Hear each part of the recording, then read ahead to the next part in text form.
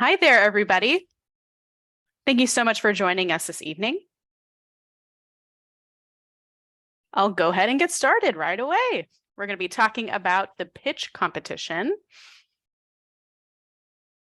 And before we start, I do want to let you know that there is audio available and captioning. You can click on the button that says CC, or you can have the stream text to link open to show the full page of the transcript. That will be posted in the chat very soon.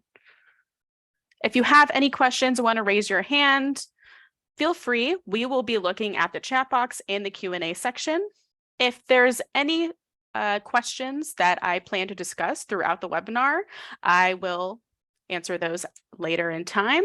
But feel free anytime to type any chat or Q&A via the boxes in your Zoom.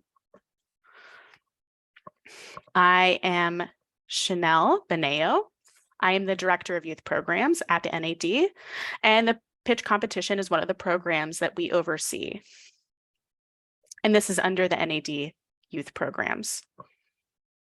So I'm sure you're wondering how your state organization or associations can participate and host one of these pitch competitions before you send a rep to the NAD biennial conferences. Next slide, please.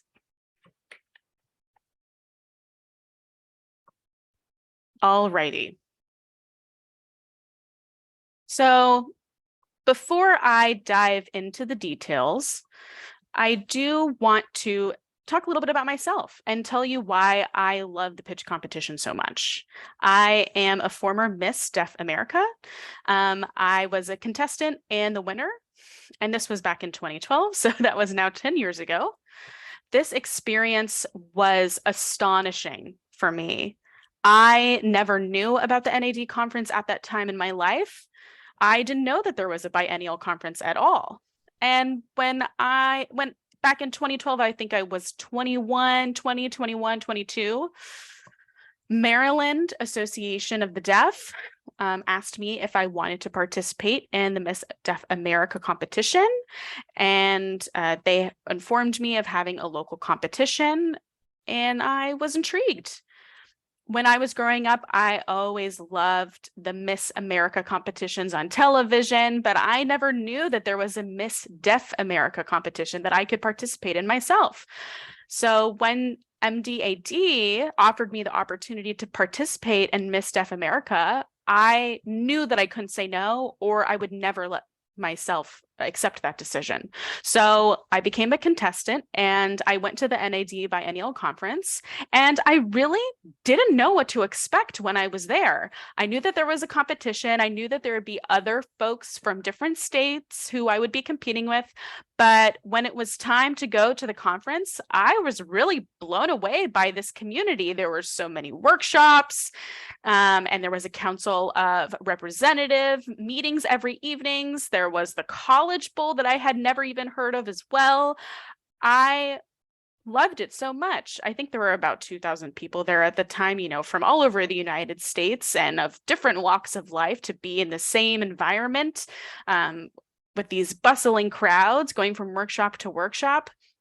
As I mentioned, I did win Miss Deaf America, and it gave me a sense of responsibility to give back, to thank Maryland for giving me this opportunity to win such a title. And so because of this experience, I was crowned for a 2-year commitment to the NAD community and to serve in various ways. Once I did that, I sort of came back home again to MDAD. I was a board member with MDAD, and I was able to recruit more deaf youth to participate in these competitions and to spend their time with MDAD. So that's why I'm so passionate about having state organizations host these local competitions so that more deaf youth can have these same experiences that I did. This helps to recruit more youth to want to commit to your state organization. So that's really what the goal of this webinar is today. Maybe you've heard of the pitch competition before. It used to be called the Youth Ambassadors Program, or YAP. And before that, it was Miss Deaf America. So we've had 3 iterations of it so far. There may be more in the future. Really, pitch is actually a placeholder. We're working on finding a new name for this competition that feels it better fits our current community and competition. The competition format and foundation is pretty much the same, but we are rebranding. So if you have any ideas of what it should be called or feel things that you feel need to be associated with it, please let us know. We plan to be announcing the renaming of this competition at the Chicago conference in 2 years. And this slide says why, with big letters. And so this is me asking you about yourselves. Why are you joining us this evening? The first option is you want your state organization to host a competition in the future. The second is you want deaf youth to participate in the state organization locally. Number 3, I don't know. And number 4 is I have another reason. This is a poll. And I will be putting out a poll now on your screen.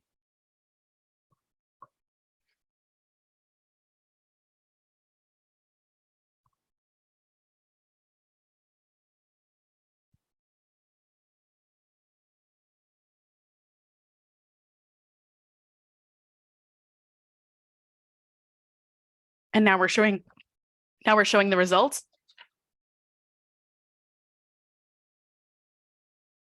Looks like the majority of you are interested in attracting more deaf youth to your organizations, and we will definitely talk plenty about that tonight. You are in the right place.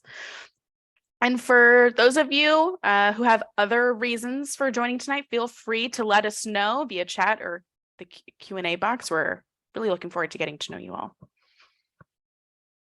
Next slide, please.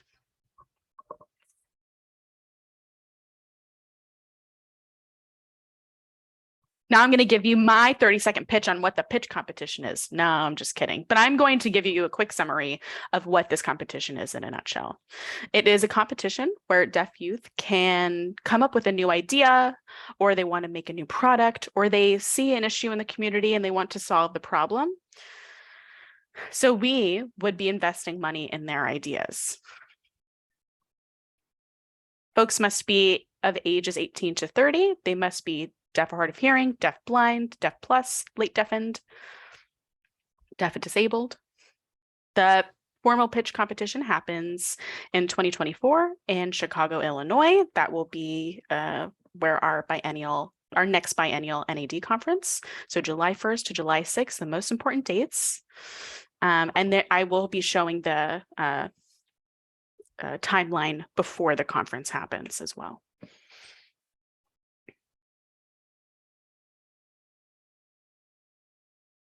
Another way to describe this competition is to compare it to Shark Tank. You may also be familiar with Gallaudet University's Bison Tank. RIT also hosts the Next Big Idea competition, NBI.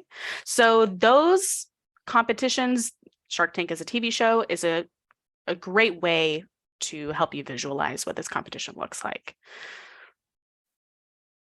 Most of these approaches will have a panel of judges, and the judges will watch all of the competitors and vote who is going to win, and they'll have first, second, and third places for the contestants. There are some complexities here, and I will describe those a little bit later. Next slide. So like I said, the folks can be ages 18 to 30 to participate. Some more criteria is that they need to have graduated from high school or have an equivalent GED certificate. They need to be deaf and hard of hearing, like I said. And once folks apply, we'll be running a background check for the individuals applying. And the application is an online form. They'll answer some questions, describe their idea, what moves them and what is driving them for this, and a video essay. This is where they'll be able to describe more about their idea. And we recommend that folks use the format of VIS. And if you see here on the screen, this is our pitch competition logo. The first image is a blue target, bullseye, and that stands for visibility. So that means that someone has identified a problem. The second icon is a pink lightning bolt, and this is for innovation. So once that issue has been identified, innovation must happen to solve the problem. Thirdly, there is a green circle swirl, and this stands for sustainability. So again, a problem is identified, there's an idea to solve it, and to maintain that stability after the problem has been eradicated. So this is how they're going to be applying for the competition. The VIS format is a suggestion. It is not required. There will be lots of time where the contestants can get some feedback from different judges and folks who are involved in this program, so that by the time they arrive to the NAD conference, they are more than ready to have a fully fleshed out presentation. This is an important part of the process. So now you have a bit of an idea of what the pitch competition looks like, what our logo means, and the format of VIS. So now we're going to show a video of the most recent contestants from the most recent competition.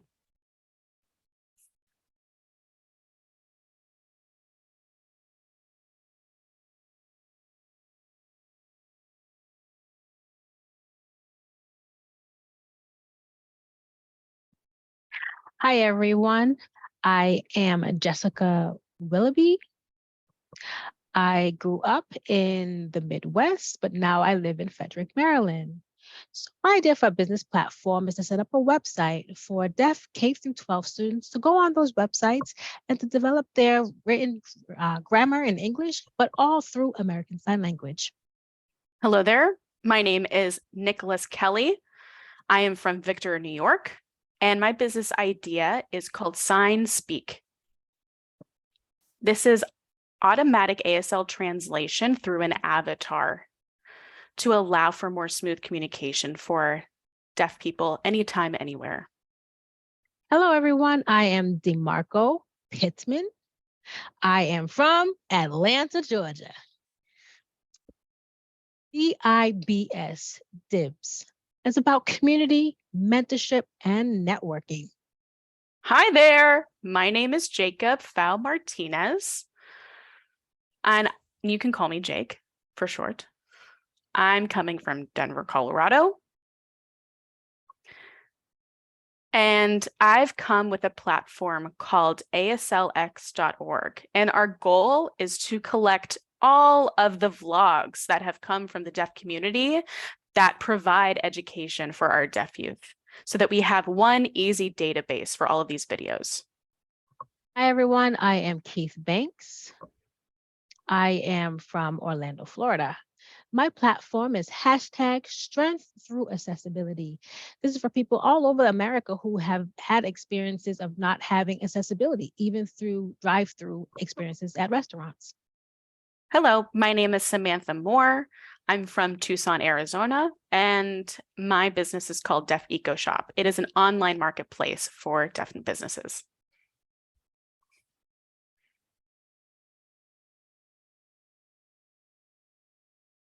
And there we have it. We saw all the 6 contestants. They had a number of different ideas in terms of going to that conference and being ready. That was the beginning of the conference for that week. And I will share a little bit more about the contestants and their experiences and the rounds. So before they got to the NAD conference, I mentioned about the application process and following BIS as a foundation. So there are individuals who mentor with these contestants, and they also have a mentor during the week at the conference.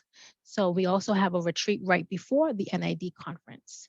Typically, it's usually in the same area of the conference, in the same state or nearby of where the conference is held. So usually you have about maybe a 2-day retreat, and where there is also workshops that are held by business entrepreneurs where they have a chance to network with them, and then also be able to practice what they're actually going to be presenting. So there's opportunities for them to network and then also learn from potential investors during their retreat prior to the conference. So they have their confidence built before getting there. During the NAD conference, there's a competition rounds. The rounds are all scored and they count towards the final evening. So the competition is quite complex, just thinking about that final night and where they actually go to the pitch competition. Everyone is partaking in their pitch competition. But these points actually are based on all of their participants during that week at NAD. Round one, we are in the hot seat. So is that interview process and where the contestants have the opportunity to have private interviews with the judges. They have a chance to go into more detail about their platform, who they are, how they're going to be investing in the deaf community as a result of that. And we also have observers. So our judges who are holding these private interviews, we also have more judges who are not a part of the interview, who are actually more quote, secret judges. They're having the opportunity to observe during the week in terms of how our contestants are showing up, how they are performing, how are they socializing with others. So they're kind of incognito, if you will. And so that all, again, counts towards round one. And a new and exciting thing that we actually did just past summer is what we did was an exhibit hall. And so all the contestants have the opportunity to actually pitch their ideas during the exhibit halls. And so the audience basically who want to know more in depth about these ideas, they can go to the exhibit hall and meet these contestants instead of waiting to the final night. They can actually grab some opportunities before that. And so there is some tokens that are also given out when they meet them in the exhibit hall to say, hey, I like that idea, or that's actually a really good idea, and where they can actually get tokens from individuals interested. And that all, again, are bonus points and counts towards their tallies. And we also count how many, the most tokens for each individual. And so again, they don't have to wait till the final night. Round 2 and 3, both are their final pitches of the night. We do have the contestants and where individuals will sit and listen, but instead we've changed that around just a little bit to have more engagement where the contestants have the opportunity to network, to meet folks in the audience, again, who are possibly the ones to invest in them. We also have various deaf leaders that are in that audience where they can actually share in a ways that could show as mentorship to where they can change or engage with other stakeholders within the audience. And so they have the opportunity to interact with stakeholders, deaf leaders, and various other deaf community members. And then we have our top finalists that will present their vision platform.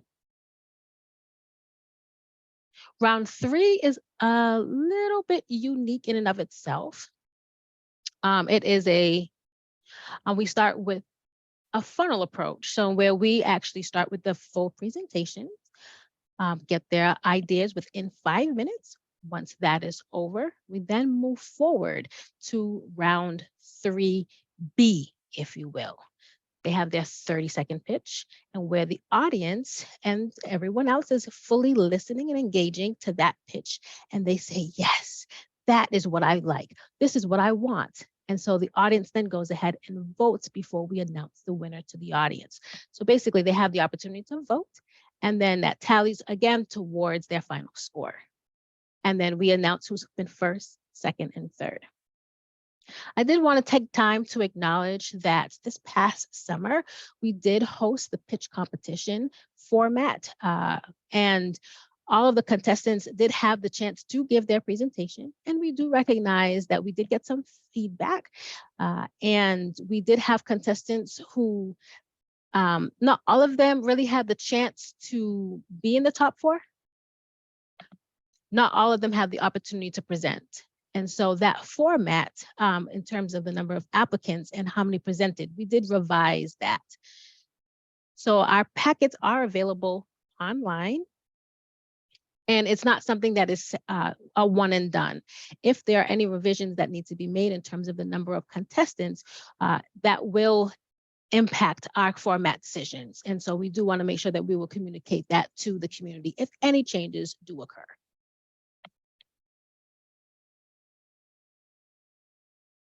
Next slide, please.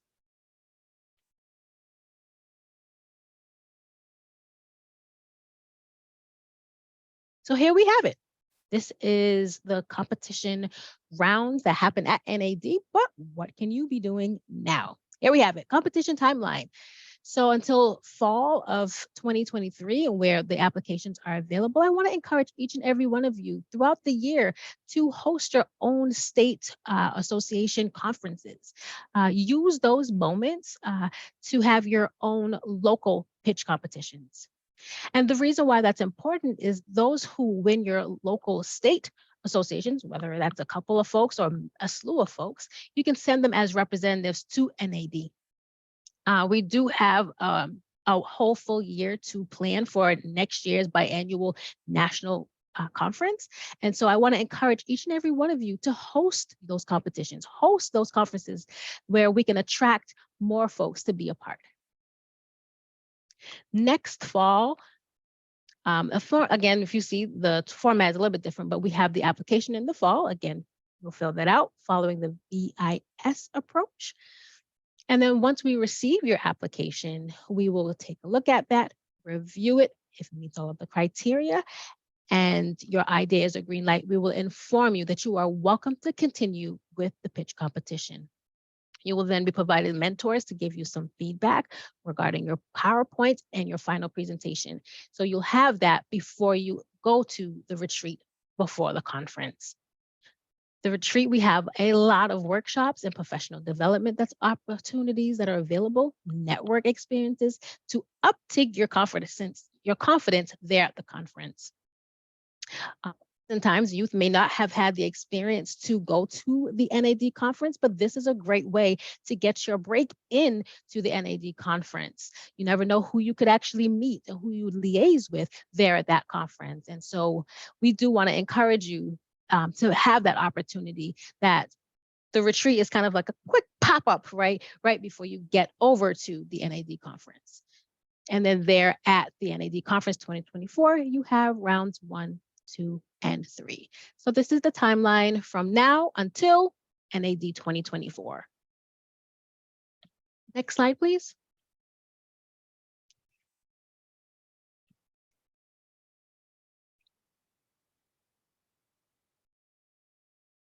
So here we have it. Reasons why contestants should actually be a part of this competition. Here are some of the benefits. 1, enhancing your presentation skills. You will not just have one person you're presenting to, but you have a slew of opportunities to present to a myriad of different people, different ages, different stakeholders again. And so your presentation skills will uptick within a heartbeat. Secondly, engaging in network opportunities. Part of the pitch competition is that we put you in a spot and where you have the opportunity to network, not just alone, but the entire week. You will meet a whole number of deaf professionals in these locations. Professional development at the retreat, but also during the week of the NAD conference. You have different tracks, different workshops, and I encourage our contestants and our youth to go. If this is something that intrigues you or piques your interest, then attend. And again, going to that NAD conference is just an astounding and an astonishing experience. And so I do encourage you all to build those skills. Working with NAD, you'll be able to develop more teamwork and collaboration skills, and transforming into an effective advocate, not just for yourself, but for your community at large. We have a long way to go, and each person brings something to the table and where you can actually advocate for our community for change. And your ideas are innovative, but they're also potentially becoming action. They're actually potentially becoming reality. And so those ideas actually benefit not just yourself, but the deaf community at large. And being committed to making an impact. Most importantly, you'll also realize that you'll learn more about your state organization. You'll have the opportunity to actually see, if you send them off to NAD, you'll actually realize, wow, this is actually what's going on. This is what my state organization does and doesn't do. And it really impacts your experience. Just even myself with MDAD, there was so much more that I had learned about the Maryland State Organization. Just as a member and being involved, I became more grateful for what they were doing on our behalf. And that's really important for our youth to experience. Next slide, please. And this competition, again, you will gain so much. The ultimate goal is we want to elevate young professionals. I mean, us older people, I would say, again, we need folks that will replace us, right? So elevating our young professionals, increasing deaf-owned businesses and products, seeing more and more of that, building our ecosystem, and also building the bridge between the youth and NAD.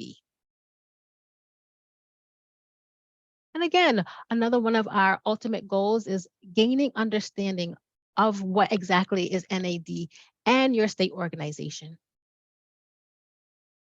And lastly, invested in deaf youth. Again, the poll that I recently asked, we all said that we wanted to increase the number of deaf youth that are in our organization.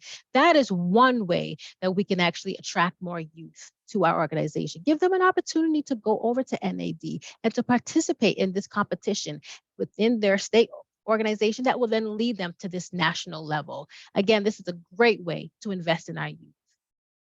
Next slide, please. All right. I've been in my role for a few years now as the director of youth programs, and I've seen some repeating discussions and common statements that people think that deaf youth are not interested and that there's not a lot of volunteers happening with our youth generation and that they're not interested. And wondering what's in it for me is a common trend. Of course, the youth want to know what they're going to get from us if they spend their time serving us. So we have to think of that kind of idea. What is the trade-off? So that we can have an equal trade with that younger generation. And this is a huge opportunity for you to gain the numbers of deaf members that you have in your organization. Even if just a few people join your local pitch competition, they most likely will be able to pull in their friends and family to come watch. And those audience members may be curious about the organization and become a member, and so on and so forth, with the ripple effect. And so this is the most important note that I have for you, is that you are the key player in seeing rising numbers in your youth membership. Now, I've been pointing at all of you for a very long time this evening, but you may be wondering how to host one of these competitions. There are two ways. You can have a more formal competition or a more casual, informal one. The most important thing is that there's really no requirements here. We don't have any rules that you need to follow. Our format that we will be using for the biennial conference, do whatever fits your community and your organization. However you feel will most attract your local deaf youth, that's totally fine. And there's no need to spend a bunch of money to host a big event for this project.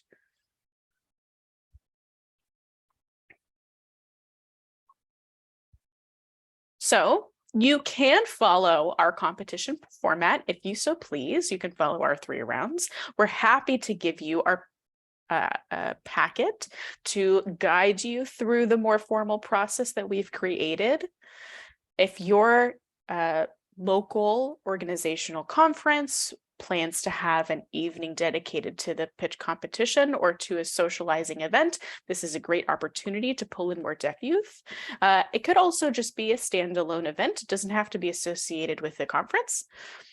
Or instead of following our competition 3-round format, you can also use a Shark Tank approach that will have a panel of judges that will ask questions to folks after their presentation is done, and so that they can sort of convince the panelists why they should, quote unquote, invest in their project.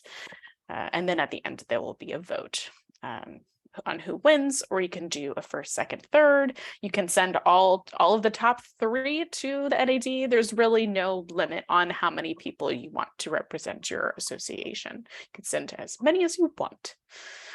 Or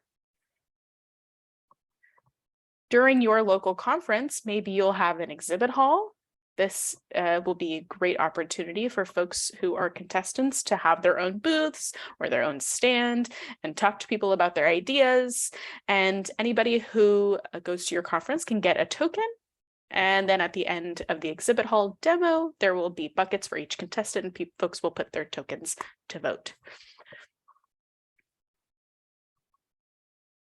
One of the main drivers for oftentimes for associations to host a formal event is so that folks can charge for admission, and that money can go to the funds that will help the youth go to the NAD biennial conference, or just to help your association complete some other goals.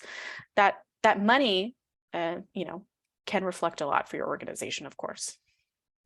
Next slide. Now, informal, you don't have to host an event with an audience. It can be an internal private process. It can just be done with your officers or your board members, or you can pick some special guests to be the judges.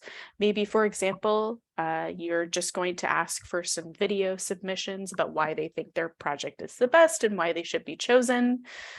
Then your officers can view all of the videos and vote on who they like the best. That's totally fine. That's an idea. You can also have a Zoom meeting to watch all of the interviews happen and have everyone present.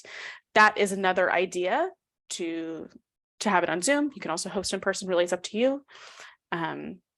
The Zoom would be a great option because there would be no site fee, and that would help the organization save money.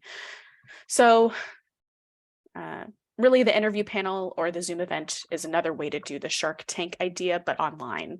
And then you can also do a 30-second, 60-second speed dating event with the judges, whoever you choose from your area, and then the contestants will have 30 seconds or 60 seconds to very quickly convince those judges to vote for their project. So that's another idea, to just do some quick speed dating. And then the judges at the end of the evening will vote on who the best contestant is. There are really many different ideas and many different ways that you can have an informal style pitch competition. And these are just some ideas. There's also many ways to do a formal pitch competition. We're happy to help you on a one-on-one basis figure out what works best for your association. But the big picture here is to give an opportunity for your deaf youth to be able to be involved and to see what your association is all about. That is really the key, and hoping that your association can be a really key player in their life and in their growth and development as they become adults. Next slide. Now, what's in it for you, right? Why should you send youth to the conference? It can be very costly, of course. So we really recommend that you establish a financial agreement with your representative. One example that I have from a previous situation is that really from my experience when I was Miss Deaf America and I went to the NAD conference to compete, I had to fundraise on my own to sort out all of the monies for lodging and meals and admission and everything, as well as some of the wardrobe. Miss Deaf America required a lot of costume changes. Of course, the pitch competition does not require that, so that's one big pro about us not having Miss Deaf America anymore. But some youth may not be able to find any appropriate business clothing in their closets, so they may have to fundraise for that as well.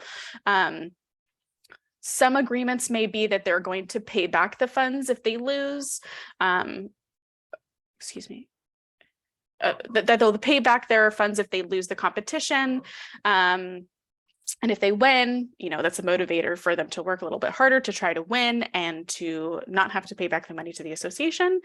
If your association really is tight on funds and feel it's not possible or smart in terms of your budget to do so, please contact us. We are happy to come up with ideas. It's also possible to have a partnership with another organization to find more monies to do so.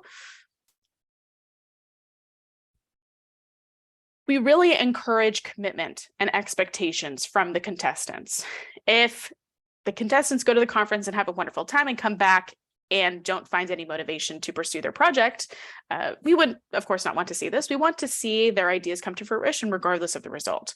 So we really hope to see continued motivation and support from the association to encourage them to see their project to fruition. So we're hoping that you all will have conversations with those contestants to ensure this energy.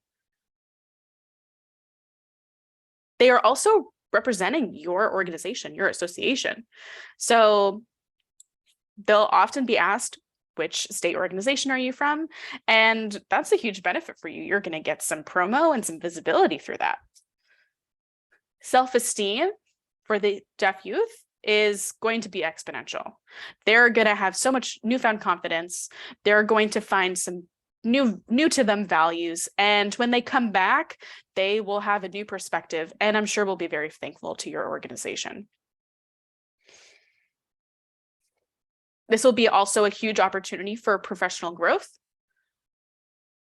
When they come back, they're also going to bring these newfound skills that they learned during different workshops and sessions and spread them across the organization. Next slide.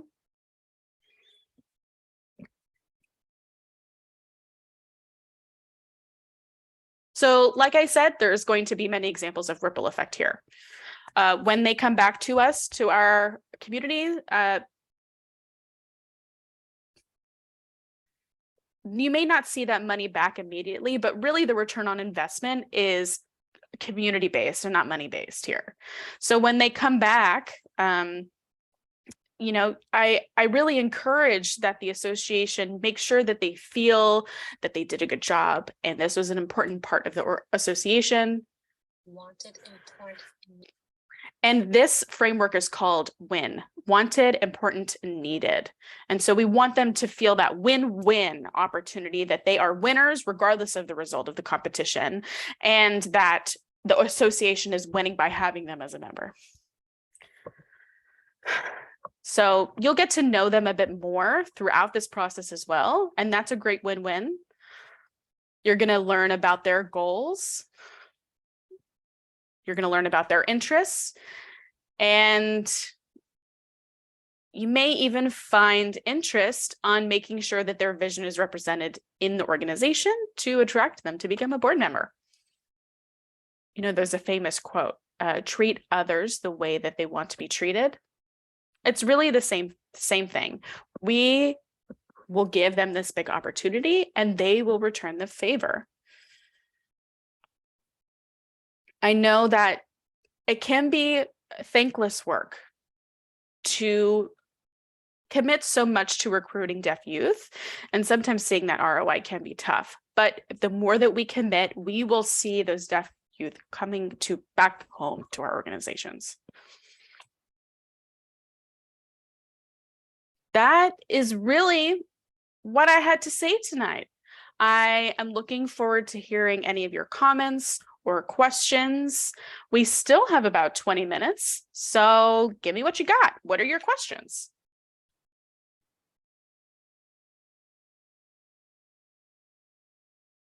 I think there is a quiet audience.